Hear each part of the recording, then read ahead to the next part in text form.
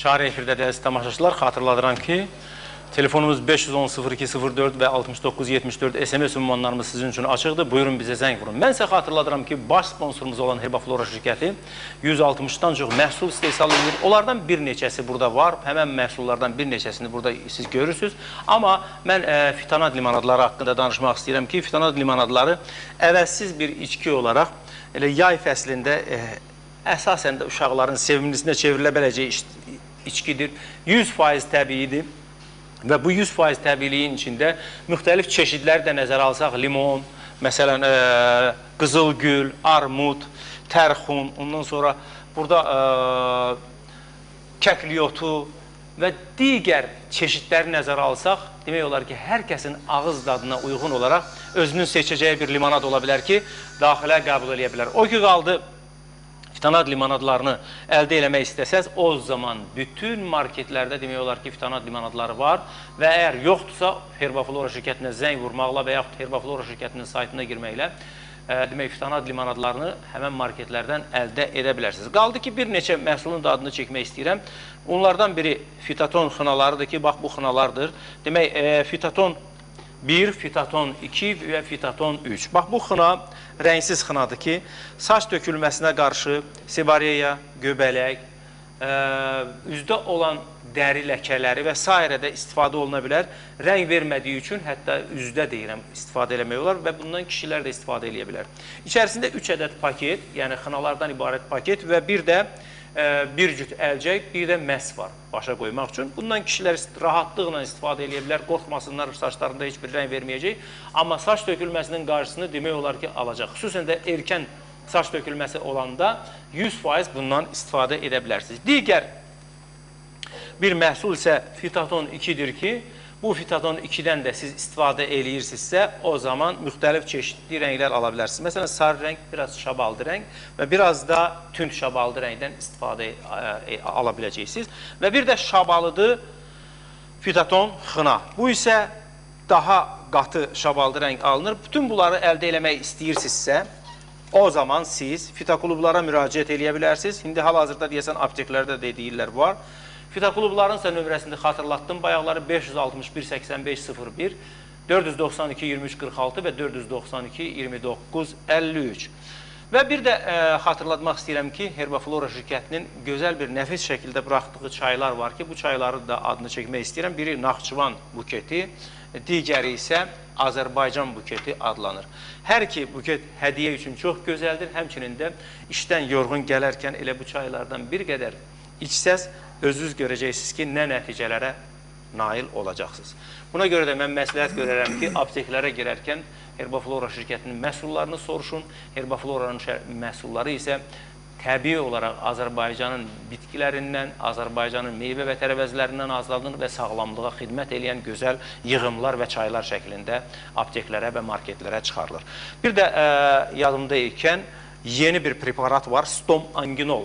Ağız boşluğunda olan xəstəliklərin demək olar ki, bu əvəzsiz bir müalicə vasitəsidir və bu Azərbaycan alimləri tərəfindən, yəni Azərbaycan alimi tərəfindən uzun müddət araşdırılma aparılıb, nəticə də gözəldir.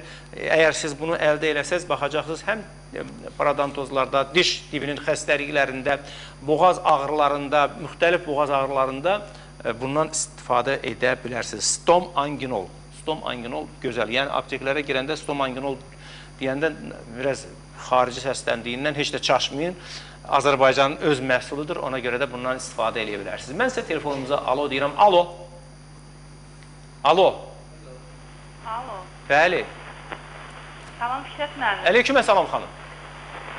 Mənim bir sualım var Ulduz xanıma. Buyurunuz. Mənim oğlumun 25 yaşı var. Aha. Harda tük var, o tüklər tamamilə tökülür. Aha. Hər yerə də müraciət eləmişik, heç bir effekt ala bilmirik. Hər yer deyəndə xanım, hara müraciət eləmişsiniz? Yəni mən niyə görə... Başından başda... Dəri xəstəliyi ilə və yaxud da ki... Dəri xəstəliyi dedi biz bilmirik, bizlik deyil. Sonra dedilər zob əlamətidir. Müraciət elədi, heç bir nəticə vermədi. Füzuli müəllim, sualınız var xanıma. Xanım, bir dəqiqə, vaxtımızı nəzərə alın. Xahiş edirəm, verilişin vaxtını nəzərə alın. Tüklər lokal tökülür, yoxsa bütün bədən üzrə tökülür? Bütün bədən üzrə. Başında bütün tüklər hamısı tökülüb yoxsa tökülür? Tökülüb, tamamilə tökülüb. Aha. Neçə vaxt? Koltuq altında, ayaqlarında, üzündə. Yəni Oldu. Ulduz xanım bizə Aydın kömək oldu xanım. edə bilər. Çox sağ təşəkkür edir. Aydın oldu xanım. Sağ Yəni. olun. Füzuli müəllim, buyuruz. Ya sən Ulduz xanıma vermişsin Ulduz xanım, buyuruz Ulduz xanım. Əlavə eləyərək. Mən istərdim ki, o yoxlamalıdır mütləq. Əsəbləri yoxlamalıdır. Yəni endokrin sistemi bütün yoxlamalıdır. Qanın müayinəsi olmalıdır. Tük dibindən müayinə götürülməlidir. Ümumi qurtlar, parazitlər, bağırsaq yoxlanmalıdır. Elə bayaq bu həmin göstərdiyimiz biorezonans üsulu ilə bir dəfə yoxlansa yaxşı olar. Yəqin başqa müayinələri olub, ayrı-ayrı olub, amma orada ümumi biz bilə bilərik ki, onda hansı xəstəliyə meyillik, yəni orada dərəcələr də göstərilir. Biz artıq bilərik, hansı göbələklər var, parazitlər var. Bəzən göbələyin elə növü var ki, yəni bizdə onların reaktivləri yoxdur, elə də aşkar olunmur. Amma həmin o aparatda, biorezonans üsulunda göbələyin çox növləri var, yəni yaddaşda var. Biz onu təyin edirik və onun nəticəsində müalicə verə bilərik. O aparatla əlaqə saxlasın bizlə, biz həmin bayaq çıxış edən həkimin biorezonansdan keçsin, həmin müayinə kağızı ilə xanım yaxınlaşsın mənə. Mən ona onun əsasında bitki yığımları verəcəm. Yəni nə çatışmır bədəndə onlar bərpa olunmalıdır. Mikroelementlərdir, vitaminlərdir, endokrin, yəni hamısı qısa müayinə nəticəsində bilinir. Mənim üçün maraqlı nə oldu? Yəni Ulduz xanım, dəri zöhrəvi xəstəliyinə həkimlərinə müraciət ediblər və nəticə alınmayıb. Amma mən güman edirəm ki, yəni ilkin əslində qalanda müayinəni onlar düzgün aparılmalıdır və cavabı onlar verməlidir. Baxmayaraq ki, hətta nevrogen əsasda olsa belə, onlar müxtəlif istiqamətlərə verməli idi və nəticə etibarının istiqaməti onlar deməli idi. Mən bilən Fikrət müəllim, mən ona görə sual verdim. Əgər lokal tökülürsə, ola bilər dəri həkiminə müraciət eləmək olardı. Amma bunda bütün bədən üzrə tökülürsə, ümumi sistem xəstəliyidir. Yaxşı olar ki, ümumi fitoterapevtin bir məsləhətindən keçsin və bir də tük dibinin mütləq müayinəsi aparılmalıdır. Tük dibinin aparılması, müayinəsi aparılsın. Məsələn, dəri xəstələrində belə bir şey var, demodekaz deyilən bir şey var. Məsələn, bu dəridə parazitlik edən qurtlar var. O da dəridə parazitlik edir, müəyyən hissəvi olaraq tökülə bilir tüklər. Amma biz buradan ona yenə də diaqnoz qoya bilmərik. Çox güman ki, bir sistem xəstəliyinə oxşuyur. Ümumi fitoterapevtlər baxsa, ümumi terapevtlər baxsa, məsləhət eləmək olar. Bəli, tam müayinə alınmayana qədər. Saçın dibi üçün düzəldirik. Mən keçən dəfə demişim, it xiyarından düzəldirik, pitrağın köklərinin şirəsindən düzəldirik, sarımsaq suyundan. Belə lasyonlarımız çoxdur. Yəni, amma müayinə olunsa, onsuz da o lasyonlardan mütləq dərinin dibinə verəcəyik. Ulduz xanım, müayinə olunmaq üçün... Amma daxilə də, ondakı ümumi tökülür, mütləq daxilə o müalicə götürməlidir. Məsələn, doxsurubitsin kimyəvi preparatı var. Daxilə qəbul olunanda bütün bədəndə tüklər tökülür. Limfogranulomazın müalicəsində istifadə olunan kimyəvi preparatlar var. Kimya terapiyasının özündə belə. Bəlkə şimdi ola bilər, bunları da eləyib, biz dəqiq bilə bilmədik. Amma hər halda xanım yaxınlaşar. Mənə elə gəlir ki, siz elə yaşıl aptekə, Bənövşə yaşıl aptekinə yaxınlaşdınız, Ulduz xanım özü istiqamət verər. Həmən o maqnit biorezonans üsulundan da istifadə eləmək üçün istiqamət verər Ulduz xanım. O zaman siz şübhəsiz ki, nəticə alacaqsınız. Yəni, elə bir şey ola bilməz ki, səbəbsiz olsun, nəticə olsun. Səbəb mütləq var və bu səbəbi də tapmaq üçün yaxşı araşdırma aparmaq lazımdır. Yəni, ən azı həkim kimi yox, hətta bir, belə deyim, o ləpirçilər kimi izinə düşüb getmək lazımdır ki, görək bu nədir. Bizim isə telefonumuz 510-02-04 və 69-74 SMS ünvanımız açıqdır. Bizim SMS-lərimizin içində təkcə qurdlarla deyil, bir çox SMS-lər də var ki, demək olar ki, bugünkü mövzumuza dəxli yoxdur. Amma hər halda istəyirəm ki, onlardan da bəzilərini cavablandıraq. Amma burada mənim 16 yaşım var, öd kisəsində ləmbə qurdu aşkar olunub, bir çarə deyir. Bax, bu adam bir çarə istəyir ki, çarə istəmir, yəni beləsi də var. Bir çarə mən məsələn deyim, sarımsaq kapsulları gün ikisini səhər, 2 gün orta 2 axşam olmaq şərti ilə içir, yeməkdən əvvəl, yeməkdən 15-20 dəqiqə əvvəl içir və bununla paralel teoxolin çayından içir, öd qovucu təsir edir, bundan içir, təxminən bu müalicəni aparır 20-25 gün. Və bir də bayaq qeyd elədik, biz bu profilaktikanı, bir də onları sadalamırıq, bu profilaktikalar olmaq şərti ilə aparır və sonda müalicə analiz elətdirsin, xəstəliyin dəqiqliyini Allah bilirsin. Təşəkkür edirəm. Füzuli müəllim, axı sizdə bir də kapsulalar vardı, deyəsən qaraçörək otunun kapsulası da vardı. Bəli, Vaxtıyla və bu kapsulanın özü də qurtlar əleyhinə çox yaxşı. Çox gözəl təsiridir. Qaraçörək otu kapsulu da var. Məsələn, bizim fitoklublarımızda yaxşı olar ki, həmin ərəfədə gəlib oksigenli kokteyllərimiz var. Oksigenli kokteyllər bağırsaqlarda, mədə-bağırsaq sistemində oksigenin miqdarını artırdığından qurtlar da ümumiyyətlə qurtlar hamısı anaerob şərait, yəni oksigensiz şəraitdə daha çox alırlar, xoş duyurlar o mühiti.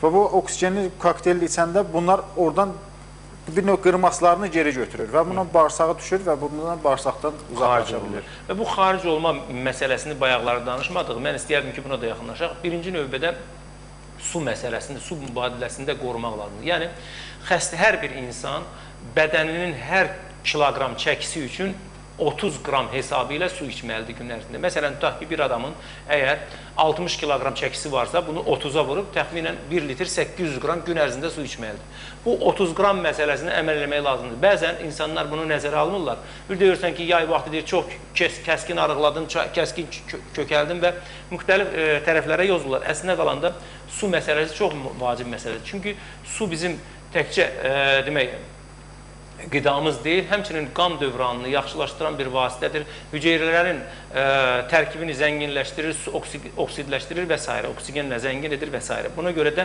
çalışmaq lazımdır ki, su həmçinin də həmən o qruplara, parazitlərə qarşı da mənfi təsir, onların sürüşmə artırır, xaric olmalarına səbəb olur və s. Bundan başqa belə bir qənə gerçək yağı var, zad var. Bundan da bir istəyirəm danışaq ki, çox zaman biz danışmırıq ki, məsələn, istifadə eləmək lazımdır. Müəyyən dərmanları, preparatları qəbul edəndən 2 gün, 1 gün, 3 gün sonra müəyyən işlədicilərdən istifadə etmək lazımdır. Elə qurtlar var ki, məsələn, asqaritlərin müalicəsində mütləq işlədicilərdən istifadə etmək lazımdır. Həm işlədici, həm də imalələrdə. Nəyə görə? Çünki asqaritlər, xüsusən də əgər ana asqaritlər varsa, yumurta olanda onlar tez çıxa bilərlər. Onlar sormaçları vasitəsilə bağırsağın divarına yapışırlar. Yəni, biz verdiyimiz, onlar bəzən 20 santimetrlər uzunluğu olur, həddən artıq enli olurlar, çəkili olurlar. Yəni, bunları bizim verdiyimiz bitkilər, biz elə zəhərli bitki də verə bilmərik ki, asqaritlə bərabər insan orqanizmi zəhərlənsin. Yəni, elə dozada veririk ki, qurtlara zəiflədici təsir göstərir asqaritə. Amma tam tökə bilmir. Ona görə köməkçi vasitələrdən, yəni həmin müalicədən sonra həftədə bir dəfə həm işlədici vermək lazımdır. İşlədici içir, o bir də ki, imal etmək lazımdır ki, o zəifləyəndə sormaçları işlədici onu sürüşdürüb bağırsaqdan çıxardacaqdır. Bir də elə qurtlar var ki, onun da müalicəsində mütləq dübajlardan istifadə etmək lazımdır. Baxmış, qurt harada yerləşib? Elə ləmrələrin müalicəsində. Öd yolunda çox vaxt olur, 12 barmaq bağırsaqda olur. Yəni, ona görə də həftədə bir dəfədə bitki, tutaq ki, müalicə götür. Fərqi yoxdur. Lap dərman müalicəsi götürsə belə yenə, həftədə bir dəfə o dübajlar edilməlidir. Yaxşı olar ki, dübajlar da bitkilərdən olsun. Dübaj vasitəsilə, yəni qurtların ölmüş, yumurtalarıdır, məhv olmuş kütlələridir, gəlir, sürüşür, təmizlənir. Çünki o qurtların da orada toksin əmələ gəlir, o ölmüş hüceyrələrindən. Gərək onlar vaxtında bağırsaqlardan təmizlənsin. Təşəkkür edirəm. Burada SMS-lərimizin birində xahiş edirik, Yaşıl Aptekin ünvanını və telefon nömrəsini asta-asta deyəsiniz. Biz asta-asta da deyirik, hətta kamera vasitəsilə də göstəririk. Bir daha xatırladıram ki, Yaşıl Aptekin ünvanı içəri şəhərdə, demək, aşağıdan keçmiş qubernator bağından, belə deyək, indi isə Filarmoniyanın aşağısındakı bağdan girəndə birinci qapıdan Yaşıl, Bənövşə Yaşıl Apteki adlanır. Neft şirkəti ilə üzbəüz olan qapıdan. Telefonu isə 492 29 53. 492 29 53-dür və 492 23 46-ya da zəng vursaz, o zaman elə yenə də Yaşıl Aptekin, necə deyərlər, ünvanını dəqiq öyrənə bilərsiniz. O ki, qaldı bizim telefonumuza 510-0204 bizim telefon nömrəmizdir. 69-74 SMS ünvanımız ise açıqdır. Alo. Alo. Bəli. Alo. Bəli. Lətəbət xanımla bağlamaq istəyirdim. Buyuruz xanım, eşidirik sizi. Vaxtımız nəzərə alın və deyin, sualınızı deyin. Alo. Alo, xanım. Deyəsən, başqa yerə zəng edir. Ola bilsin başqa yerə. Sual vermək istəyirdi, nəsə bilmədim, amma nə sual vermək. Bir dənə də əlavəm var. Bəzi müalicə üsulları da var ki, acılıqdan sonra bitkilər vermək. O daha təsirlidir. Amma orada da həmişə yazılır ki, hardasa bir hissə ya acı bir şey qəbul etmək lazımdır, duzlu balıq. Yəni məqsəd nədir onu verməkdə? Belə acılıqla müalicələr çoxdur. Yəni bir gün bütün günü ac qalır, səhərsi gün ona hansısa bir dərman vasitəsi, bitki vasitəsi verilir.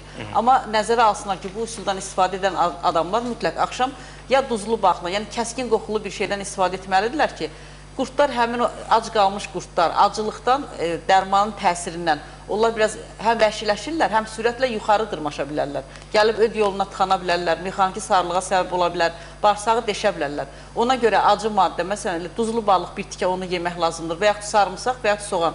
Bundan mütləq qəbul etmək lazımdır ki, qurtlar yuxarıya doğru çıxa bilməsin, onun iyindən geriyə düşsünlər. Elə çiyərlərlə, çox asqaridləri müalicə etmək olar adicə çiyərlərlə. Bir gün yox, yarım gün ac qalır axşamdan, saat 5-dən səhərə qədər ac qalır. Səhər ac qarnına yarım kilo çiyərlək yemək lazımdır. Bunu 5 gün davam etsə, tamamilə yaxa qurtarmaq olar. Yiyəndən 2 saat sonra da imalə qoyulur, işlədici verilir. Amma həmin adamda mütləq çiyərləkdən yiyəndən sonra mütləq bir acı şey qəbul etsin.